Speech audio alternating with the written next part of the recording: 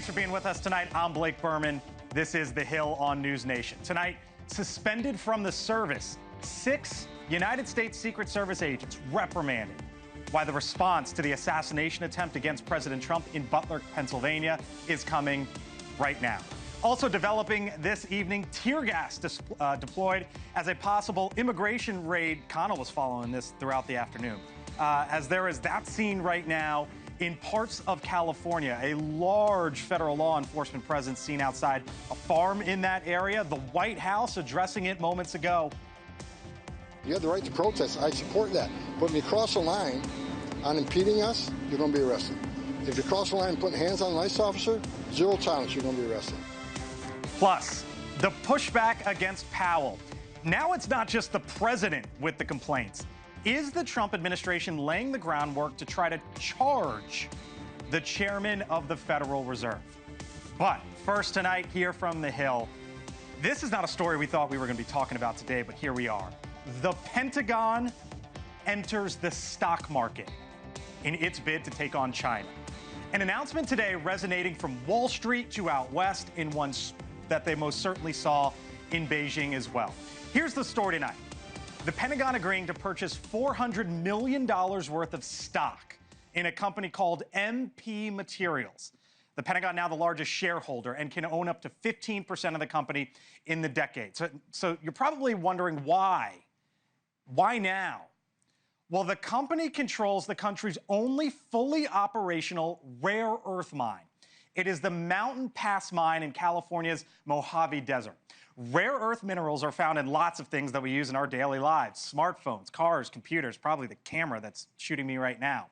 They are also crucial for things like fighter jets that the military uses. Now, this move is a first of its kind ever for the Pentagon and a direct result of the need to counter China. Rare earths have been at the forefront in the trade discussions between the U.S. and China. We have a deal with China, as you know, but we were straightening out some of the points having to do mostly with rare earth, magnets, and some other things. So here's how and why this all came about and why we're showing it to you tonight. China, as you can see here, dominates the market when it comes to rare earths, accounting for almost 70% of the world's production of rare earth minerals. The U.S., a big distant second there at 12%. China also has the largest number of mineral reserves, accounting for almost half of the world's known supply. The U.S. in 7th, again, far behind. So the purchase, though, it also raises other questions about whether the government should be able to take such a stake in a private business, the United States government and a private American company. Now, the definition of nationalization is, quote, the act or process of putting in industry resources, etc., under state control or ownership. Kind of similar to what happened here today. But earlier today, MP Materials CEO denied that this is a government takeover. I want to be very clear. This is not a nationalization. In fact, we remain a thriving public company. We now have a great new partner in our economically largest shareholder, DoD. But we still control our company. So, is this the right move to counter China on a major issue that is suddenly before us here in 2025? Or did we also just kind of witness a form of socialism? With me now, Kevin O'Leary, chairman of O'Leary Ventures. You know him as Mr. Wonderful, friend of the show, with us live once again here on the Hill. Kevin, I'm glad you came on tonight, and thanks for being with us, because every time I talk to you, you say you got to take China head on. And that's seemingly what the United States is doing with this. But is this the way to do it? Nothing wrong with this deal. Why not have your largest customer in DoD be a shareholder? I don't see any problem with that at all. It makes a lot of sense to me, actually. And frankly, it's not a control position. It's just a good strategic relationship. Other shareholders, if I were a shareholder in that company, I would welcome this. But this is, everybody should understand now we're in economic and tech war with China, and hopefully it doesn't escalate to a military war, but certainly an AI war, because the country with the best AI and tech is going to win wars in the future. You saw that happen recently in Iran. That was all based from space, not a lot of boots on the ground. That's the future of warfare. All of this stuff fits together. And so we don't have a lot of rare earth and rare minerals, but there is someone north of us that does, and that's Canada. And I think that's a deal that we're trying to work on right now, both sides of the border, July 17th. And then you got this TikTok thing. It's all part of the same problem. I've got to get to TikTok because I know you're in the middle of it, Kevin. But what about this idea of nationalization? The CEO there of the company was asked about it. He said, no, that's not the case. But it's kind of that in a sense, is it not? No. Nationalization is when the government takes control of a company, when they're 51%. That's bad. What about socialism? Can't run anything. That's not the case. 15% ownership is nothing. It's okay. This is not a nationalization. Not at all. If they creep up to 51%, the rest of the shareholders will leave Dodge. That's what will happen. You mentioned TikTok because all of this fits in, right, with this race between the United States and China. Here's Reuters that there is a separate algorithm and data system that could be coming for U.S. TikTok, essentially. Will that protect Americans? And where are you on that deal, sir? What is that, a joke? What are we, idiots? We're going to let the Chinese guys that wrote the spyware in the first place bring us another version of the spyware like a Trojan horse and say, hey, don't worry, Congress, don't worry, Supreme Court, we'll write it again for you. We're the Chinese guys that gave you the spyware in the first place. What are we, all stupid? The chance that's going to happen is zero. So what happens? What happen? Zero. There's no way on earth that's going to happen. This deal is going to get a little nuts going into September, but you got to remember, somebody's got to pay the $850 billion fine if Congress isn't satisfied. Now, who's going to take on that risk? The shareholders or the debt lenders on this deal? Whoever the syndicate ends up being. There is no way on earth Chinese guys are writing code to replace Chinese guys' code. Zero chance that happens. All right, so where do you think it goes from here?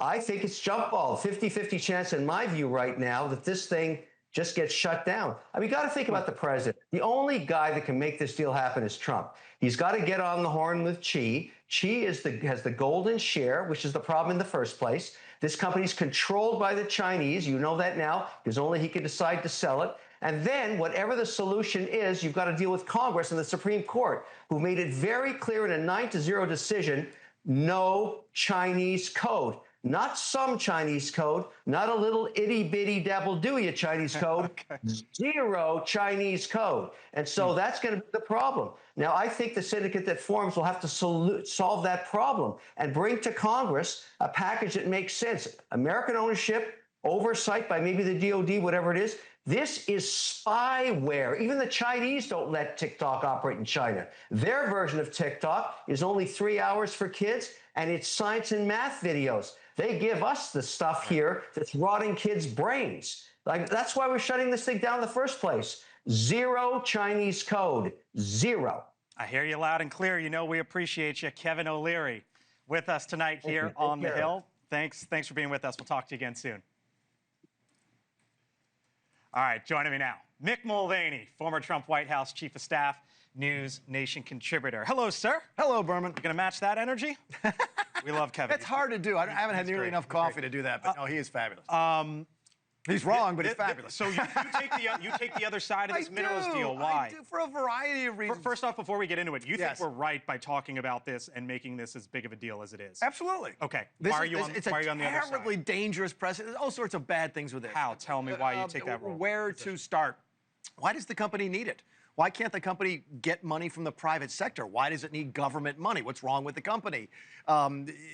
Usually, off-take agreements, which is an agreement by the government, by somebody to buy all of your stuff, is enough. To have the DOD come out and say, look, whatever you produce, we promise to buy. In fact, part of the deal was they agreed to a price in advance. So they've got this huge asset, which is essentially a contract with the DOD. Why would they need additional money? At best, this is state capitalism. At worst, it's socialism. Socialism is the ownership of the means of production, and that's what this is. I disagree with Kevin about the 15% versus 50%. 15% gets you at least one person on the board of directors. So who's going on the board of directors? Is it Sergio Gore from the White House? Who is it? Is it somebody who works in the administration who's going on the board? What about on the other side though? When government has jumped in at times to buy stock. We've seen it with the banks. Great Depression. Great financial crisis back in 2008.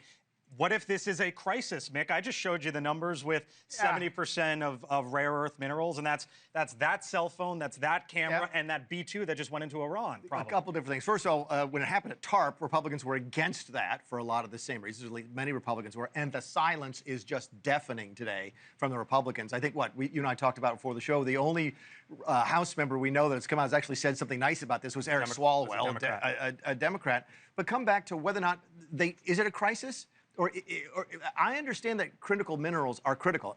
I get that. Right. But why did this company need a $400 million investment from the government? Why couldn't they go get it from the private sector? Is this company in crisis? Is it going to go bust? I don't know. We are now investors. They took taxpayer money to invest in a public company. And that, ladies and gentlemen, where's my camera? Right here. Where is it? Right there. That's socialism. That's just what it is. And my party used to be against that. I'll be curious to see who comes out and says anything about it. I know you don't like to. I'm a little fired up about it. Can you? I know. I texted you the story this morning. What did you think? You went on. My head exploded. I know you don't like to give political advice to Democrats, but you think Hakeem Jeffries should do something. Yeah, I think Hakeem, if he were smart, and he is smart, would try and figure out a way to get a resolution to the floor right away. What do you mean? In support. Does the House support this? Okay, because what will happen is the Republicans will probably have to fall in line behind Trump, because, again, he does define what the Republican Party is right now. And then the Democrats will put that in their pocket.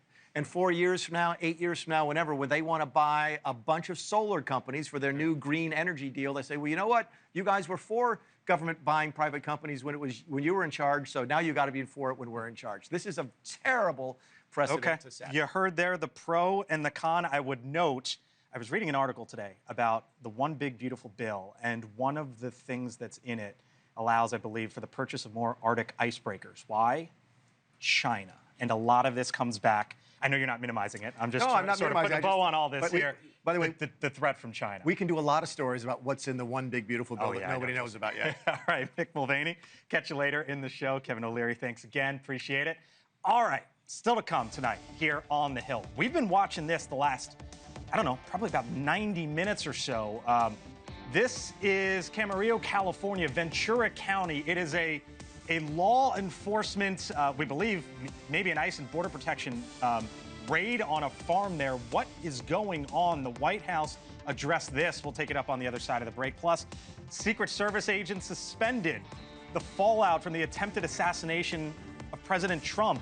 Is he any safer than he was 1 year ago? And speaking of the president, man, Republican, this is Mick Mulvaney's boy. Your boy is going after Jay Powell now.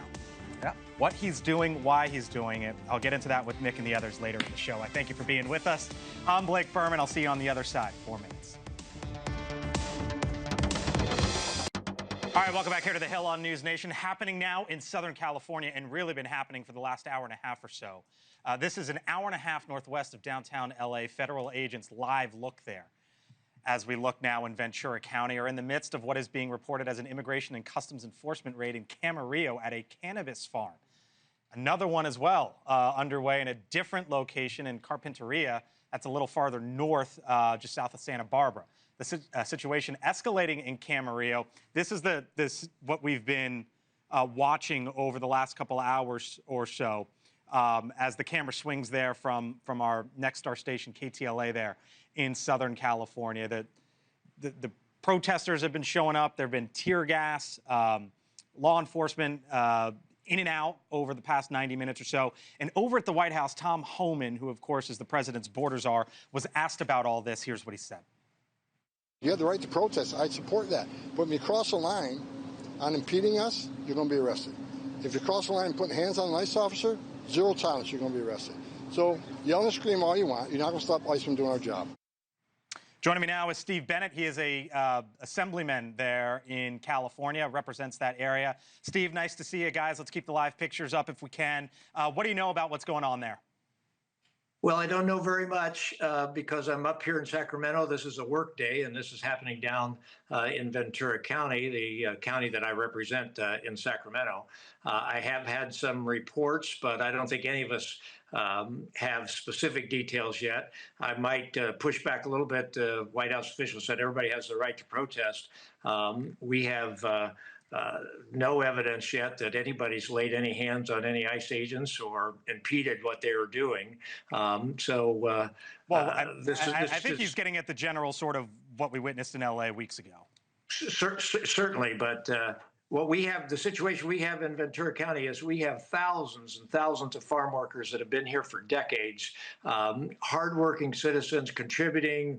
Their kids are in our schools. They're great members of society. And this was a very peaceful morning at this field in Camarillo until this militarization effort basically took place. And I might point out that that is sort of the beginning. If you try to normalize the militarization of domestic life, there was nothing going on in these fields that suggested we needed to have this enormous amount of military presence showing up in this field. Well, as we understand it, it's ICE, Customs and Border Protection, which is obviously different from the United States military. But I'll leave it there. Steve Bennett is an assemblyman. Let you get back to work there, 3:20 over on the West Coast. Thank you, sir. Appreciate it for joining us tonight. With me now, Nicolai Corte, who is a professor at nearby Pepperdine University, Dan Cannon, former Battleground States Director for the Biden and Harris campaigns. Hello to you both. There's Dan. Here's Nee. You know the area well. I heard the assemblyman say militarization a couple different times. That's not what this is as we understand it, but that's sort of the line from your side of the aisle, is it not? Well, I think this and should that be? I think this is how a lot of folks on the ground in Los Angeles and in Ventura County are interpreting this. I've spoken to LA Mayor Karen Bass and a number of other people on the ground that are experiencing it as militarization. They're seeing the military on the street, very intimidating forces approaching innocent people. Wasn't the president that just said recently that farm workers, that hotel workers should be left alone? All over the place from the White House. We don't know at any sort of given moment where things are with the farm workers. But if this is ICE and Customs and Border Protection showing up to carry out a mission that ICE and Customs and Border Protection, the agents have been given, Dan, you see these protesters showing up like that. Do you want scenes like that? The protesters are standing there. ICE rolled in with basically tanks, and if not a technical military operation, what's the difference if you're being chased out of a field with tear gas and automatic weapons and guys in masks? That's what it feels like. It's intimidation. And to the point of Assemblyman Bennett, it's not required at a peaceful field with people who have been living in this country for decades. So what do you want to see happen? Well, I do think there's one... Right, like if all of this, you can't just take the position, of course, of all of this is bad. What do you want to see happen? Well, I think you can say that the American people clearly voted for a stronger, more coherent policy on immigration on the border. That's what they wanted. Right. But border security and an immigration policy that's coherent is different than raids of masked folks in machine guns without any identification in communities like this. And it's borne out in the polls, Blake. Every single poll I've seen, the American people, especially in swing states, wanted more border security, but 60 to 20, they disagree with these ICE raids. They think they've gone too far. Only 18% of the American public think ICE hasn't gone far enough. That's half of the Trump base. I was sitting there watching tear gas, and don't you feel a little bit for these officers who are American citizens doing their job? They show up to a scene, and this is what they're handed. I feel for everybody involved in the situation because somebody is going to inevitably get hurt. There was tear gas that was fired off in Camarillo because of the wind. That tear gas then turned around and hit those officers, right? And so it didn't even hit the protesters, it hit the officers. What happens when there is a stand your ground situation where you have ICE agents that are approaching folks who don't know that they're ICE agents and are defending themselves or defending their families? Somebody's going to get hurt if this administration doesn't tighten these policies. I was listening to our KTLA affiliate there on the ground. Roll it real quick. Here's what they were reporting moments ago.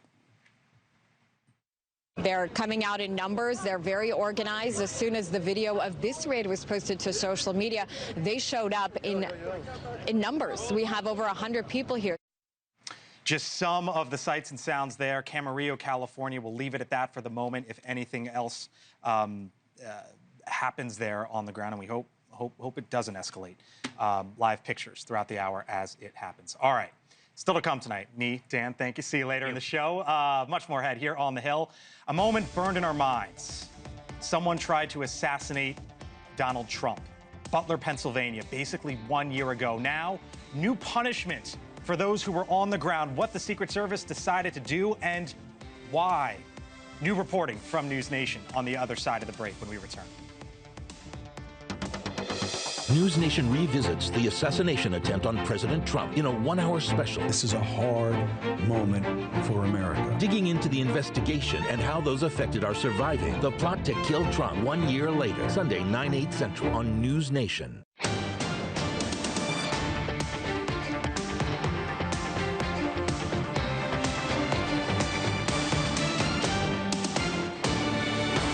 .30 on the dot here in Washington and on the East Coast tonight. Welcome back here to the Hill on News Nation. 6 Secret Service agents tasked with protecting the president on July 13th, 2024, nearly 1 year ago, at his Butler, Pennsylvania rally, are now suspended.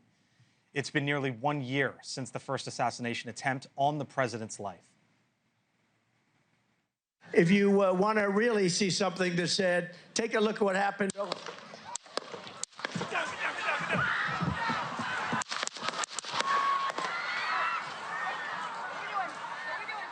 And after that incident, major fallout. A new leader over at the Secret Service, lots of questions, congressional committees, and the like, just to name a few. Our Kellie Meyer live at the White House with some of the fallout here just almost a year later, Kellie. Yeah, and that new Secret Service director by President Trump's side, then candidate Trump's side, when that all happened, we are learning tonight that 6 Secret Service agents are being placed on probation without pay following that assassination attempt on then-candidate Donald Trump nearly 1 year ago in Butler, Pennsylvania. A source familiar telling me today that 2 of the 6 are already appealing this process. Now, the disciplinary actions range, I'm told, from 10 to 42 days. They will be placed on restricted duty or into non-operational positions when they return. The suspensions, I'm told, were finalized within the last month or so, some in the last couple of weeks, but they're not set to begin just yet, those suspensions. They won't begin until probably August, I'm told. I wanted to show a statement from the Secret Service director we mentioned, Sean Curran, who was by President Trump, then candidate Trump's side, on July 13th. He said in a statement today, quote, "Since President Trump appointed me as director of the United States Secret Service, I have kept my experience on July 13th top of mind, and the agency has taken many steps to ensure such an event can never be repeated in the future." Now, I also spoke with an attorney for some of those Secret Service agents. He told me that they managed to avoid the most severe sanction, and he said that they are in the process of figuring out what steps are next here. Blake. Kellie, we didn't hear any reaction today from President Trump or the White House, right? Yeah, we haven't heard or really seen President Trump at all today, especially on this issue, or heard from any other White House official on this.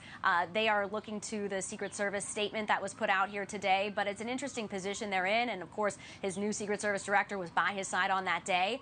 So there are some that are saying, you know, there should be some more accountability here, that there's some criticism that more should be done and more severe punishment for these officers. But we have not heard yet how the president himself feels about this, but we may hear more from him potentially tomorrow. Blake.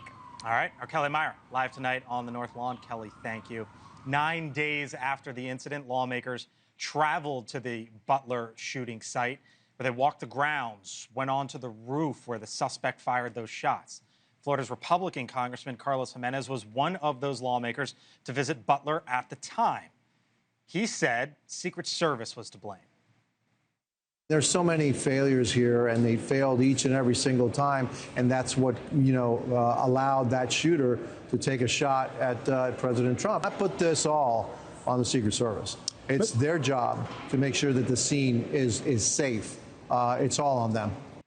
With me now, The aforementioned Congressman Carlos Jimenez, member of the Homeland Security Committee, Republican from the Magic City there in the state of Florida. Congressman, thanks for being with us tonight here on the Hill. The basic question, look, there's still lots of questions a year later, but do you think the Secret Service is up to speed at a pace that the President of the United States is safe 1 year later? I'm not sure. And certainly this action doesn't bode well in my eyes anyway.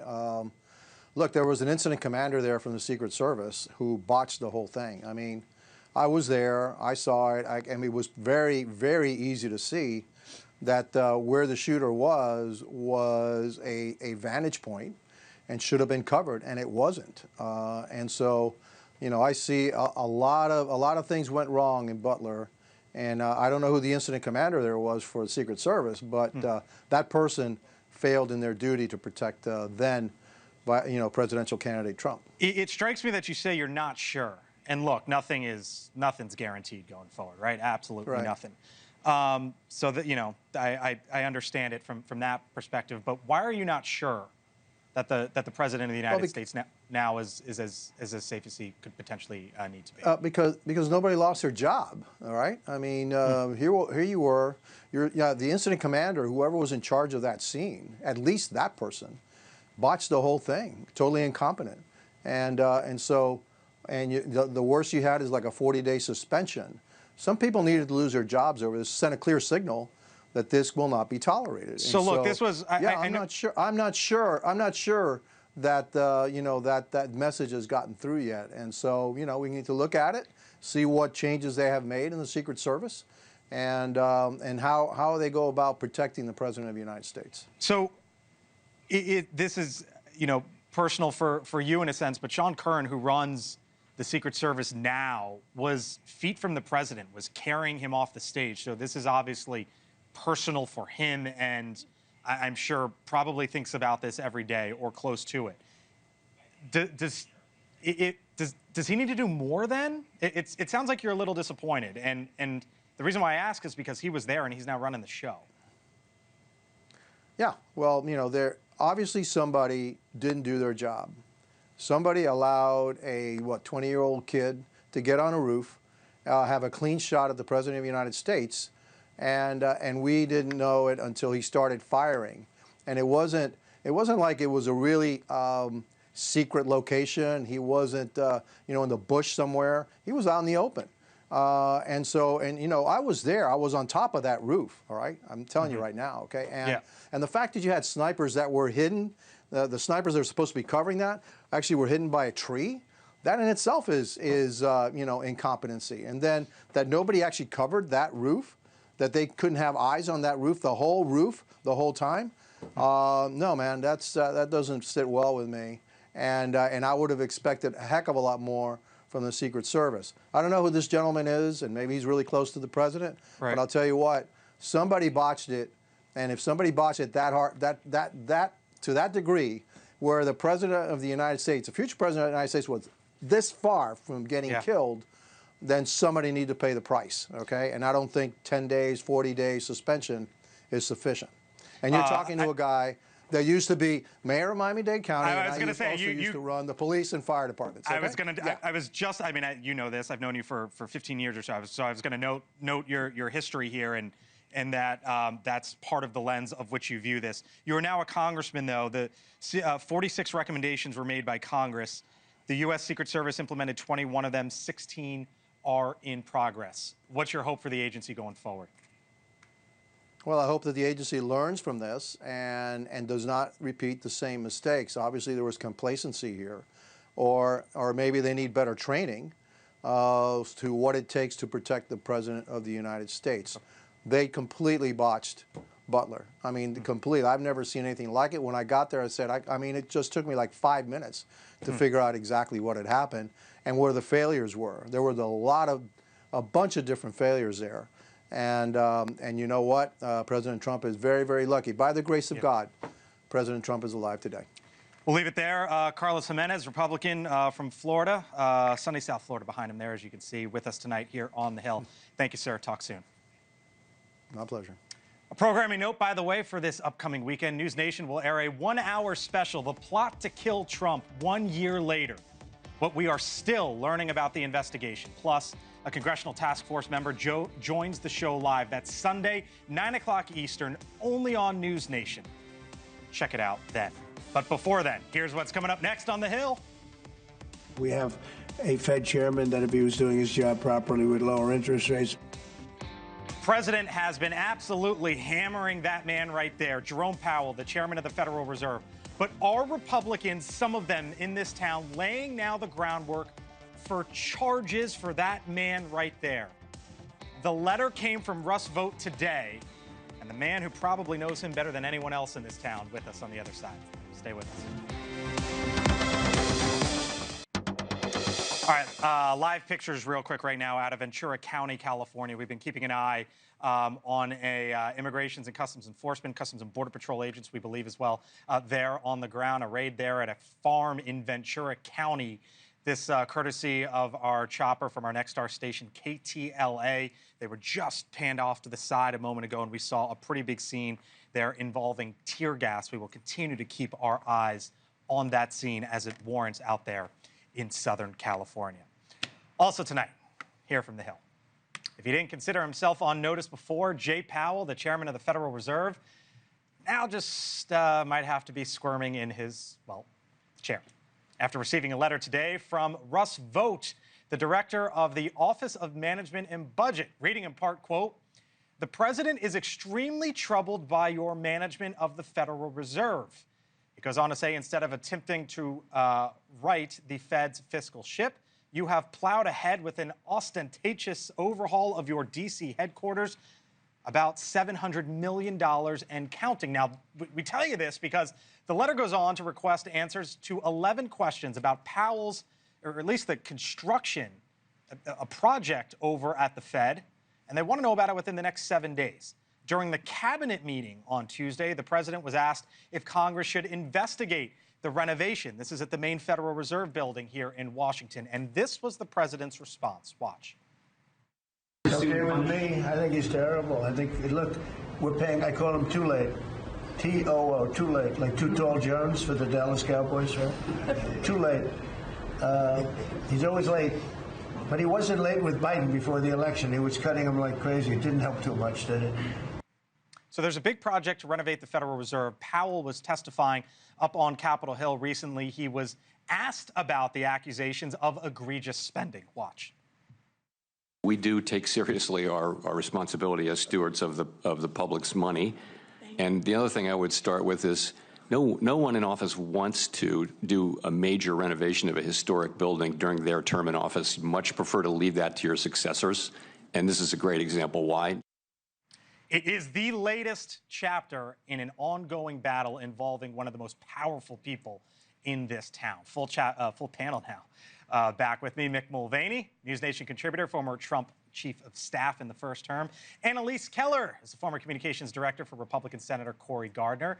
Dr. Nicolai-Corte back with us, professor at Pepperdine University. So too is Dan Cannon, former Battleground States Director for the Biden and Harris campaigns. Hello to you all. Thanks for being in. Nice to have you. There is no one in this town who knows Russ Vought better than that man right there. Hello. He was your deputy. He was. What's he doing here? Laying the foundation to make a really hard push to get rid of Jay Powell. So here's the situation. To get rid of him? Absolutely. Or charges? Just to get rid of him. I don't think they want to actually charge him with anything. They want to get him out of office. He testified to Congress. You can't lie when you testify to Congress that there was no private elevators, no new dining rooms, no new elevators, etc. You go down the details. It's not important. Yes, there are. You can walk in the building and see them. So Russ's letter is essentially, what did you know? Did you know about the plans when you testified to Congress? Because if he knew that there was an elevator and he testified there's no elevator, that's lying to Congress, and that is cause.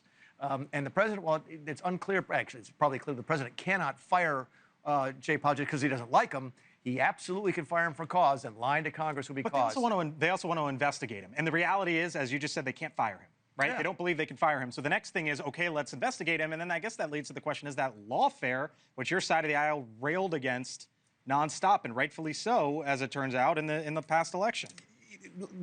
everybody lies to Congress defense is not a defense. I've been in these hearings. I've been on both sides of these hearings, and people lie to Congress all the time without any repercussion whatsoever. That's not a defense here. If the man said something false intentionally to Congress, that's a no-no, and that will cost you your job. I don't know where to go with this. I have a hard time with the idea that Donald Trump, who in the same cabinet meeting talked about additional gold implements in the White House and is paving over the Rose Garden with an expensive renovation and the Kennedy Center, is all up in arms over this historic building being renovated is funny in the first place. And Mick, maybe he kind of knew what was happening in the plans. Maybe he didn't. I have a really hard time believing this is going to hold any tea in a court, that this is cause for the Fed chair to get fired because he maybe slightly misrepresented whether there's an elevator in a complicated plan or not. I'm just not buying that. I think the question, though, is this real? Is this really the first push to seriously try to get rid of him? Or is this more needling and pressure? And at the end of the day, I just think on the rate cuts, which Trump desperately wants, he's his own worst enemy. It's the tariffs are why why Powell will not lower the rates, because he knows inflation's still coming, and if he charges ahead, it's going to hyperinflate the economy, and that's the problem. Is this real?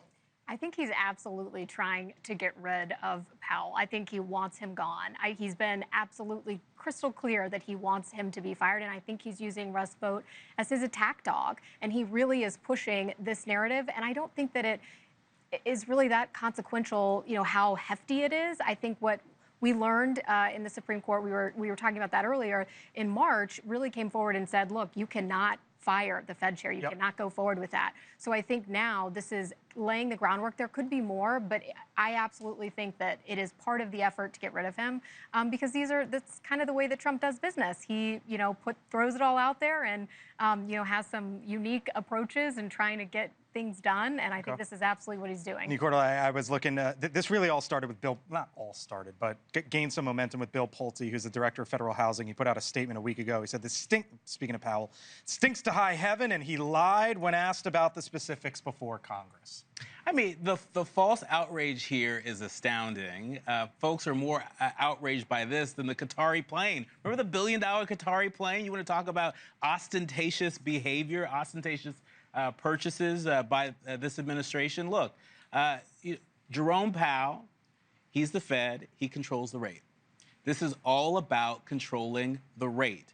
This president, this administration, they want cheaper money, and that might mean an increase in inflation. And it's a risk that Jerome Powell's gone on the record, says he doesn't want to take. And so that's what this is about. The American people should know this is about controlling the rate. In fairness, I don't think it's outrage. I'm not outraged, and I don't think Russ is outraged. I think they just feel that they got him. And again, I think it's false outrage. There has to be some penalty if you did, in fact, lie to Congress. Now, if he comes back and said, "Look, what would you say? What I would tell you to do if I'm your lawyer in this case?" I'd come and say, "Well, you have to clarify your testimony. You do something in writing. You try and clean it up." And my guess is that's what they're going to try and do. They get the lawyers involved to try and protect him. I don't think it's outrage. I just think they feel like they have leverage over now to force him out. Interest rates obviously impact housing. I was looking, and mortgage rates. I was looking today. The average 30-year mortgage, 6.72%. You know what it was the week before the election? 3, 4? No, for a 30-year. The week before the election, a year ago. Oh, a year ago. That I don't know. In October. 6.72%. Exact same. Wow. Number. It varies, obviously, but you get the idea. Thank y'all. Appreciate it. Thanks, Burman. Of course. Still to come tonight here on The Hill. This is a fascinating story in the state of Ohio. They love their football in the Buckeye State, as you might know. So what's going on with the stadium there, and what is unclaimed funds? The governor is on the hot seat for this one. I'll explain on the other side of the break. And coming up on Elizabeth Vargas Report, she'll be asking the State Department about a story that we talked about here on The Hill the other day, that AI imposter trying to impersonate Marco Rubio. It's a big deal. Elizabeth getting into it when her show begins in 7 minutes. My take, other side of the break. Stay with us. Today. All right, if you're just getting home, catching up on your day, here are some of the stories that are trending on thehill.com. First one here, judge blocks Trump birthright citizenship order after Supreme Court ruling. The litigation continues here in term 2. This was a story that happened last night on Balance with Leland Vitter. GOP rep says he believes Epstein files were destroyed. That right there is the Republican from Tennessee, Tim Burchett, congressman. And then how about this? Backstreet Boy wants it his way in court against Florida Sheriff's Office. Brian Luttrell claims that Florida officials failed to prevent the public from using his private beachfront property. Oh, to have those worries. To check out those stories and more, all you have to do is scan the QR code on your screen or visit thehill.com. All right, time for my take now. It is among the most popular things in this country, football. And few states, if any, take it more seriously than in Ohio. Despite the love, there's also now a lawsuit and a big story that is brewing in the Buckeye State.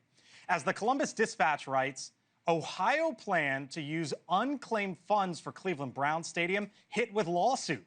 Now, unclaimed money, if you're wondering what that is, they're derived from sources like utility deposits, uncashed cashier's checks, and forgotten bank accounts.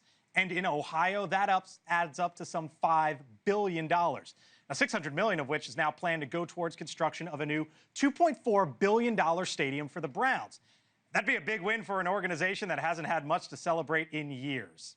And to its owner, multi-billionaire Jimmy Haslam. Now, the debate over using taxpayer dollars for massive sports stadiums is not new. New stadiums provide thousands of jobs, help the local economy, lead to tax revenues. Opponents, though, say that money should be used elsewhere, spent on other services. But in this case, the battle involves unclaimed funds, money that actually belongs to people. So we'll see if this ends with a touchdown dance or a bunch of politicians getting sacked. Either way, there's now a whole new play involving government, sports, and a whole lot of money. I thank you so much for watching us tonight here on The Hill. I'll be back tomorrow. Hope you have a great rest of your evening. I'm Blake Burman. Elizabeth starts now.